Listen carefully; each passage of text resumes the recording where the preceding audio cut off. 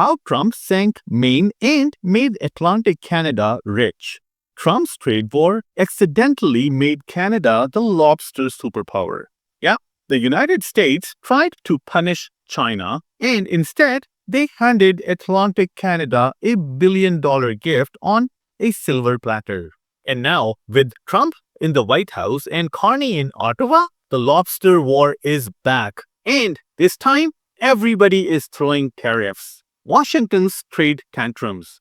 Plus, Beijing, who just decided to test Canada's nerves too. Here's why this matters, buddy. This is not just about some fancy seafood in Shanghai hotels. This is about jobs in Nova Scotia and New Brunswick. How much leverage Canada has at the trade table, whether we are just America's sidekick or an actual global player with our own supply chains and customers. In the first Trump trade war, U.S. lobster exports to China fell off a cliff after Beijing slapped 25% tariffs on American seafood. Who stepped in to feed a booming Chinese middle class that suddenly could not afford Maine lobster? You already know, Canada. And the wild part? That one move did not just help a few fishermen. It helped turn Canada into the world's lobster power broker, rewired our trade patterns, and strengthened our position with Europe and Asia.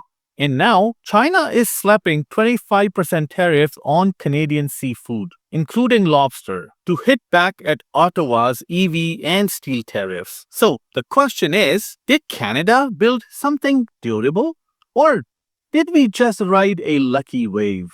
Stick around because the way this lobster story plays out tells you exactly how strong Canada really is in a world run by trade bullies. Let's rewind to Trade War 1.0. Trump goes after China with tariffs. China says, "All right, bud, hold my green tea," and fires back, including a 25% tariff on U.S. seafood in 2018. Not just some random fish. Lobster. American exports of lobster to China collapsed. One analysis out of McGill shows U.S. lobster exports to China dropping from about 22 million kilograms to around 1 million after those tariffs hit. Maine fishermen? Crushed. Their boats, their gear, their loans, all built around an assumption. China will keep buying forever. Except they forgot one thing. China does not care about your flag. China cares about price, volume, and reliability. And while the US was playing chest-thumping politics, Canada was quietly doing what we do best. Sign trade deals, build relationships, show up on time, quick pit stop. Please hit like and subscribe if you like the content that I make. And join the membership if you want to help me keep this channel independent. Thank you. Now back to our topic. While Maine was screaming into the void, airports in Atlantic Canada were loading up lobsters by the cargo plane. Chinese demand for Canadian lobster surging after the tariffs on U.S. seafood. So much that airports added extra cargo flights just to move all the lobster out. And here's where the power and leverage angle kicks in. Canada already had CETA with Europe, cutting tariffs on Canadian seafood, including lobster, into EU markets. CPTPP and other Asia-Pacific links building out. A reputation as a reliable, rule-following supplier, not a chaos machine. So when China needed a new main supplier overnight, who had the capacity, the cold chain, and the political cover to deliver? Not the US, Canada. We did not steal the lobster crown. The US dropped it. We just picked it up and sold it to Shanghai. Now, this part never makes the headlines, but this is where Canada quietly flexed. You don't become a seafood superpower just by having lobsters in the water. You need ports, cold storage, live holding tanks, cargo deals, trade lawyers who actually read the fine print. By 2023, Canada was exporting over $418 million in fish and seafood to the EU alone, with lobster at the top of the list. At the same time, industry data shows China and the US basically tied as destinations for Canadian live lobster, over 420,000 metric tons each in 2021. Over 420,000 metric tons. We were not just selling to one whale customer, we were running a proper portfolio. US buyers, Chinese buyers, European buyers. That's not just lobster, that's strategy. And when you build that kind of supply chain, you don't just get money, you get leverage. You can say to Washington, buddy, if you want to play tariff games, we have other customers. You can say to Beijing, if you want to weaponize food again, we've got buyers in Paris, Tokyo, and Berlin who loves shellfish. That's what a middle power with brains looks like. Now, zoom out. In 2025, Mark Carney's government is trying to de-risk from American dependence because Trump's tariff machine is firing at everyone. Steel, autos, agriculture, you name it. Reuters reports Canada's exports to the US dropped from 78% to 68% of total exports between May of 2024 and May of 2025, while exports to other countries jumped 42%. That's not an accident. That's a policy and one of the easiest, cleanest products to sell globally. High-end, sustainable, well-regulated seafood. Canadian lobster shows up at EU trade shows with the maple leaf stamped on the booth. Asian luxury markets. US grocery stores that quietly rebrand it as Boston lobster because of course they do. That's soft power. Nobody screams, nobody waves tanks around, but when your food becomes part of someone else's middle-class lifestyle, you gain leverage. You don't just earn foreign exchange. You earn political capital. You become the country others don't want to piss off because their hotel chains, restaurants, and wholesalers are built on your product. Now, here is the twist. China watched Canada stand shoulder to shoulder with allies on EV tariffs and steel. Trump's White House slaps 25% tariff on Canadian goods again. Carney hits back with counter tariffs.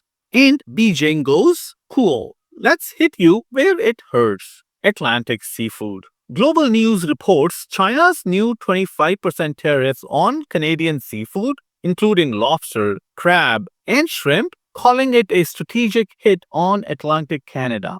So suddenly, US tariffs from the south, Chinese tariffs from across the Pacific, and you've got fishermen in Nova Scotia wondering if they are about to relive what Maine went through. Here is what we know and what we don't. Let's talk about what we know first. Canada still has strong tariff-slashed access to the EU under CETA, and EU seafood imports from Canada have been growing. Canada is actively diversifying exports away from the US and into markets like UK, EU, Australia, Indonesia, Japan, India, up 42% in exports outside the US in a single year. Our industry has a proven track record of pivoting fast. We did it when the US got tariffs slapped in 2018 and we swept their market share in China. Here's what we don't know yet.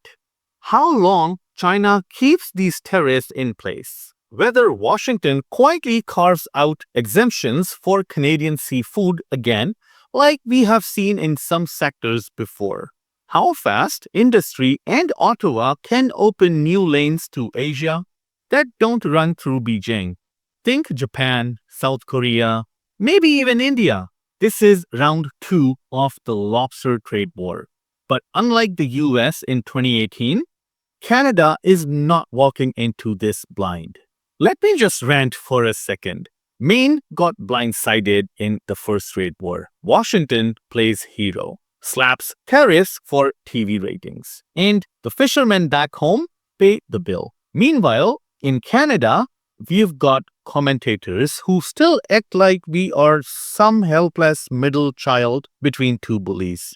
Buddy, we outnegotiated the Americans on their own doorstep in a product they literally made famous. Boston who? If we cannot take pride in that, what are we even doing? Here is the big reveal. This lobster story is not really about lobster. It's proof that Canada can turn other people's trade war into our opportunities. Build world-class supply chains in industries we actually control. Use trade deals, CETA, CPTPP, CKFTA, as weapons just as powerful as any tariff tantrum out of Washington. When the US stumbled, we stepped in and become the seafood superpower. When China now tries to squeeze us, we are not standing there empty-handed. We've got Europe, we've got other Asian partners, and we've got a government that already started diversifying exports away from the US before this round even kicked off. That's not weakness, that's leverage. Canada is not just America's polite neighbor who catches cute little lobster. We are a freaking trade player with options. And in geopolitics, options are power. So here is my question for you. If you were sitting in Carney's chair right now, staring at Trump's tariffs on one side and China's lobster head on the other, do you double down on Europe and non-China Asia? Try to cut a side deal with Washington for seafood exemptions? Or call Beijing's bluff and ride it out?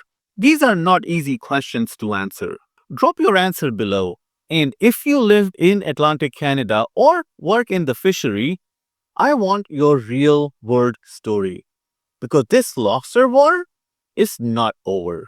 And if Canada plays it right again, this might just be the second time we walk away with more power than we started with.